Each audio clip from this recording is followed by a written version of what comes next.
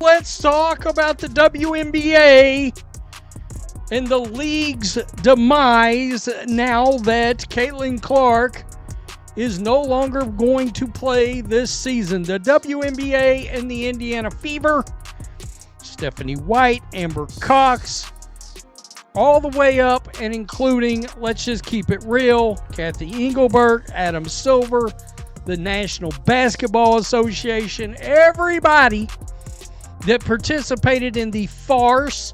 The only thing to blame for Caitlin Clark's season ending is the WNBA.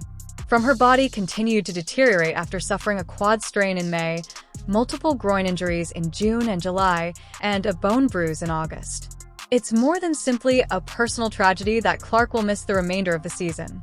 It's a league-wide catastrophe brought on by bad officiating, inadequate communication, and persistent physical abuse of a single player. Disgruntled fans are calling for boycotts, refunds, and answers. At best, the league's answer was silence. In just 13 games, how did the league allow its biggest star to collapse? What is Commissioner Kathy Engelbert's opinion on all of this? If you believe the WNBA is to blame, please let us know in the comments section below. Come on, let's go. Caitlin Clark out for the remainder of the 2025 season, something we all think we knew was coming after what Stephanie White said earlier today. We couldn't be too sure until we see it for ourselves. And with this announcement from the GOAT's mouth herself, Caitlin Clark won't be returning this season, nor if the Indiana Fever make the playoffs. When Clark was pushed into a screen, grabbed by the shirt, or completely knocked off balance, how many times did the referees just look straight ahead and act as though nothing had happened? Fans find that to be the most annoying thing. We all witnessed it live. One possession followed by another. Before she even touched the ball, Clark was being pummeled coming off a curl, thrown into help defense, and occasionally even double-teamed. Additionally, there were numerous opportunities for the officials to raise the alarm. They chose to swallow it instead. Additionally, it developed into a pattern that was later documented by the Washington Post. One team wasn't being unduly aggressive. A player who quickly rose to prominence as the sport's face was being used by the entire league. Well, it all started last year, in her rookie season, where she received 20% of all the flagrant fouls in the league. And most of them came from Angel Reese in the Chicago Sky.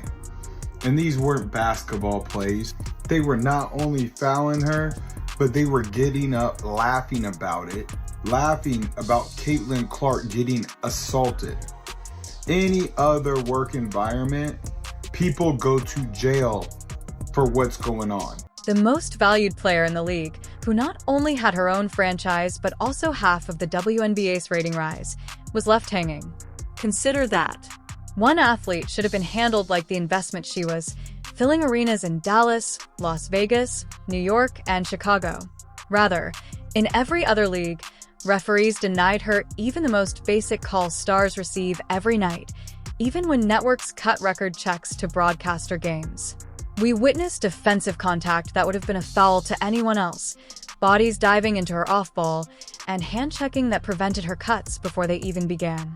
The WNBA and all the people that follow the WNBA and try to promote the WNBA don't understand that Caitlin Clark's game resonates with us. I say this every day, and every day I got to deal with somebody else dumb in the media. Caitlin Clark's game resonates because she's got flair, she's got flash, she's got style. I said this before, and I'll say this again. We saw Sue Bird's game. We saw Diana Taurasi's game. Kim Mulkey was Sue Bird before Sue Bird became Sue Bird. We've seen it. We haven't seen Caitlin Clark. Watching this was more than just annoying. It was risky.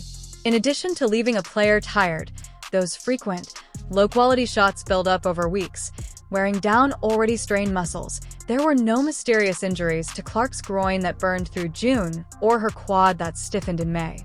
Unprotected landings, twisted pivots from denied space, and repeated strikes. These are the specific causes of stress injuries, which require prolonged rest to fully heal. Because the alternative would have been empty arenas that fans had already purchased, she was compelled to continue performing throughout it all. And last year, I noticed how much it was just Caitlin Clark. Caitlin Clark was taking all the hits. Caitlin Clark was taking all the abuse. But this year they've added Sophie Cunningham.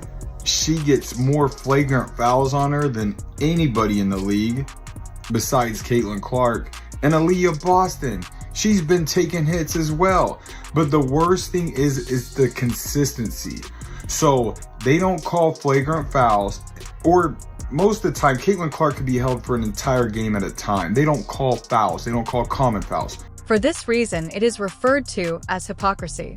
The WNBA pleaded for news stories about Caitlin Clark-centered endorsement deals, record ticket sales, and overflowing merchandise orders. However, they wanted to pretend she was just another newbie when it came to the most basic task, which was to safeguard the player who was in possession of those paycheck checks. In actuality, she wasn't. Furthermore, they jeopardized the entire season by allowing her to be beaten night after night, not simply the outcome of the games. The folks that cover the NBA, these people that play in the NBA, these people that cover the NBA, there, I said these people, all of you, black, white, green, purple, why don't you understand a very simple thing? Her game is dynamic. Like Diana Taurasi was like a jackass to Caitlin Clark. Why? Her game is what people are drawn to. And then you go to the personality. Her game is different than any WNBA woman ever.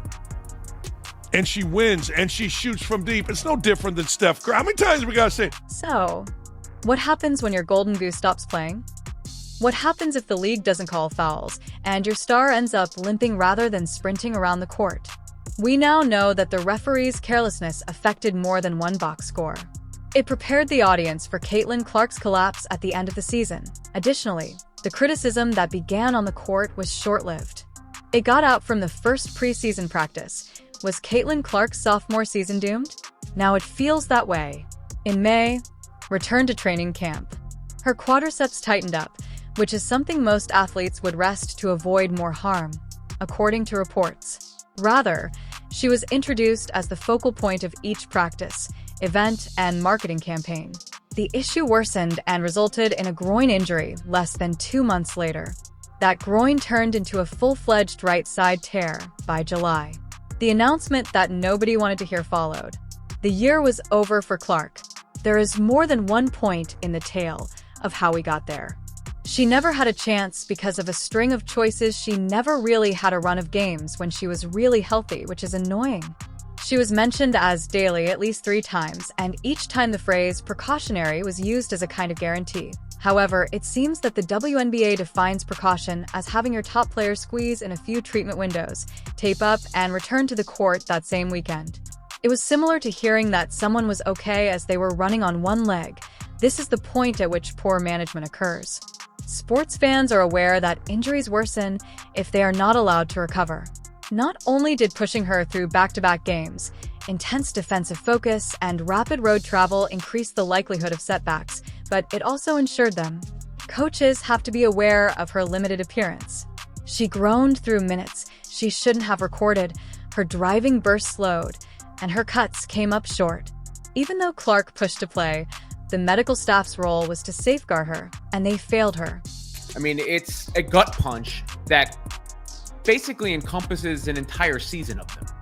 The Fever have lost so many players to injury, but obviously none bigger than Clark. And there was such a wait for this second season after her magnificent rookie season. And then, you know, the anticipation of her possibly coming back, only for that not to happen, takes a lot of air out of the room, obviously takes a lot of energy out of the fans, and is a devastating blow for not just the Fever and the WNBA. Consider the number of hours she claimed to be working in order to have a chance of getting back. Spending hours at the gym in an attempt to strengthen everything related to that injury only to start over. Fans were inundated with rumors about when she would likely return, but it was clear in the locker room that her body wasn't reacting as it should have. The general population was being held responsible. Fans purchased tickets in the hopes of seeing Clark when stadiums promoted her road bouts. She was never even close to 100%. It hurts because there is a connection. Clark, a 2-time All-Star and the 2024 WNBA Rookie of the Year, has been sidelined suffering a right groin injury during the Fever's 87-77 win over the Connecticut Sun on July 15th. If you guys remember that game, Caitlin Clark put the team on her back in the winding minutes to give the Indiana Fever that lead. Clark also suffered a bone bruise at a later date during her recovery process. Was her health a lower priority than revenue? It's difficult to see it in any other light.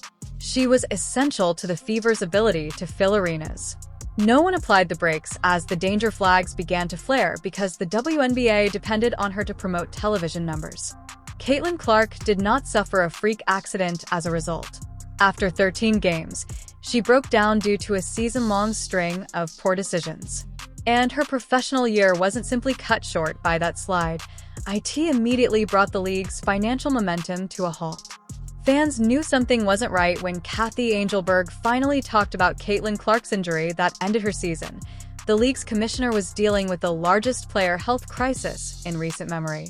Her speech, however, sounded more like it was written by a corporate public relations team than it was by a leader who was genuinely considering the gravity of what had transpired. It was the epitome of sanitized, hazy optimism, with a slight hint to league expansion and no firm admission that the refereeing errors and lack of player protection contributed in any way to what spectators had just witnessed. Return to the court, but ultimately, time is not on our side, said Indiana Fever COO and GM Amber Cox. While we will continue working with Caitlin and provide her with every resource we have available, there is not enough time left in our season for her to safely return, and her long-term health and well-being remains our top priority. We are looking forward to having her back at full strength to start the 2026 season.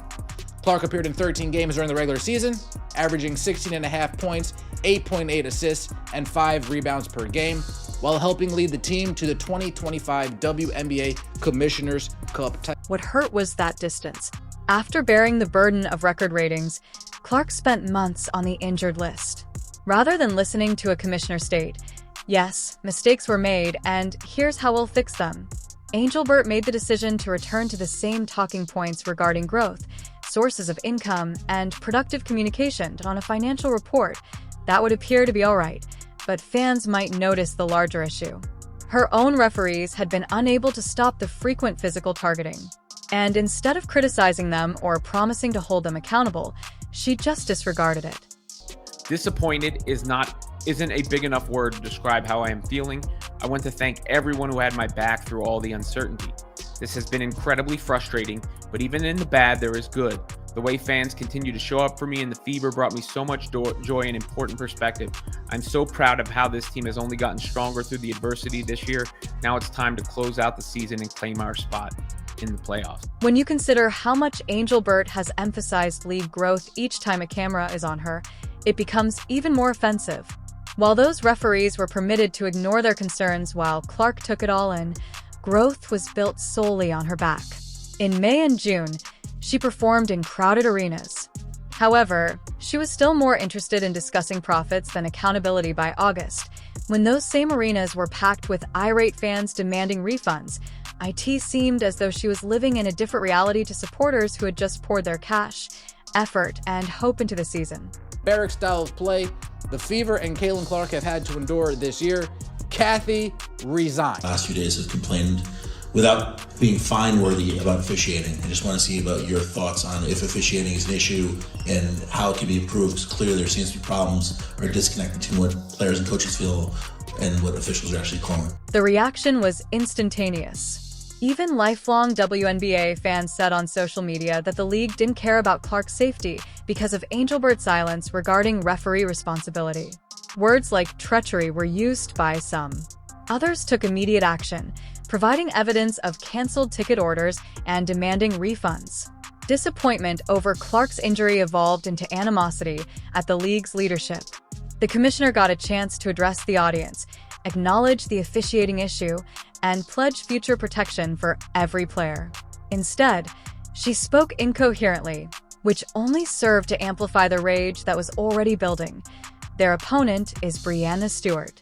She makes 14 trips to the line. Asia Wilson makes 13 trips to the line. Additionally, Aaliyah Boston is in foul trouble and cannot play more than 20 minutes in a game without being placed on the bench. That is an additional issue that we are addressing. However, as I mentioned, it's not only Caitlin Clark this year. Think it's finished if you don that Indiana Fever jersey. The referees will not act fairly. They will cheat and take any necessary actions to comply with orders from superiors. Fans now view Angel Berg as a representation of a league where celebrity attraction is utilized as a marketing tool rather than being protected as a long-term investment, and where public relations is valued more highly than health. That insight has solidified into a movement. Boycott discussion is no longer idle chit-chat. It is planned, disseminated, and intended to reduce playoff attendance. Angel Berg's meaningless remarks didn't make things any better. They intensified the flames, demonstrating that she was totally disconnected from the fundamental issues that were eroding her level of competence. Additionally, the terror that was going to hit the league's bottom line head-on was made possible by that disconnect once it took hold. The market collapsed with just one injury announcement. Overnight, All-Star tickets that were selling for over $200 in June fell to just $60, and resale websites were overrun with people looking to get rid of seats they had been eyeing for months. Nor was this an ordinary All-Star weekend. The league has marketed Clark City, Indiana, as her first opportunity to compete nationally at home. Within a few hours, the excitement vanished, leaving an event that felt abruptly empty. I know as a fan of sports for 60 years now, I know that, no one's ever happy with officiating. All sports deal with it, but we're working hard to make sure we're putting the best product out on the court, and our officiating then follows that. Fans were now requesting refunds after shelling out hefty sums of money, hoping to watch Clark compete in tournaments and be hailed as the league's face. It was more of a sense of having been burdened with daily labels than it was resentment over the money. However, those in the league were already aware that she had little prospect of coming back. Before the truth was revealed, it appeared more like the league was attempting to maximize every dollar than it did like poor luck. Long before the injury was reported, that desperation had already manifested itself. Due to Clark's name selling out immediately, the league had to shift several Indiana Fever Road games to larger facilities. By moving to NBA-sized venues, teams that typically played in front of 6,000 or 7,000 people were positioning the matchup as a major event. These same venues were now dealing with empty seats, irate spectators, and refund requests. Many folks didn't even hold out. As soon as Clark was ruled out, they promptly canceled or flipped their tickets, and the worry was evident in the resale values. Okay, guess why? He just come out and said it yesterday. Because Caitlin Clark was not playing. That's why. He said, I led my show, my biggest, largest national sports radio show in the country. I led my show with Caitlin Clark 6 times last year. I mean, you don't lead a show with anybody unless they can draw. The sense of betrayal was what made things worse. Supporters had paid top dollar to watch her, trusted the league's upbeat announcements, and went to games thinking she would soon be suiting up. It became evident that her name had been utilized to extract every last odor when those assurances proved to be empty. Trust vanished. Fell off a cliff.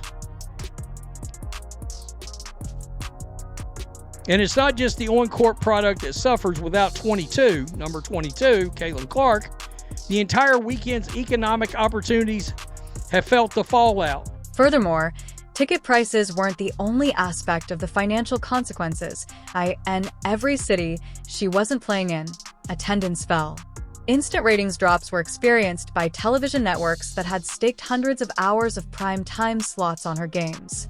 Sponsors who had committed to the Clark effect were now bound to games that were losing ground every week. The deterioration was not gradual. A quantifiable collapse revealed how much the WNBA's momentum depended on a single individual. For the last 2 weeks, Stephanie White knew where this was going to end up. I would say for the last month or so, they kind of had a feeling where this was going to go.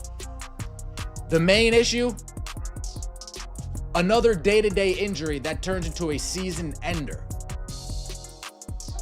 Another day-to-day injury that turns into a season ender.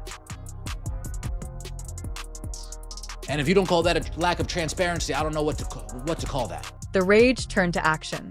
Online, there are calls to boycott playoff games. The fans promised to leave the stadia empty. and the hope of the previous months gave way to outright annoyance. The league's top star wasn't the only one gone. It was observing the precise business plan it had banked play out in public. And that brings up the following query. What does this bleak outlook for the near future portend for Caitlin Clark, the Indiana Fever, and the WNBA as a whole? Injury wasn't the only reason Caitlin Clark's season ended. The league's refusal to defend her caused it to fall apart. They betrayed the confidence of the very supporters who were holding them afloat in the process. The actual harm here is that hollow statements are not what fans want. Better officiating, accountability, and a commissioner who will defend players are what they desire. If that isn't done, the boycott will ruin the playoffs before they start. The fever isn't over yet. Every night, Kelsey Mitchell competes. Aaliyah Boston is becoming a more powerful city. Lexi Hall continues to work hard. Remember that Clark will return stronger in 2026. If you believe the WNBA is to fault for this disaster, please let us know in the comments section below. Turn on all notifications, like, and subscribe to ensure you don't miss anything. After you click the video on the screen, we'll talk in the next.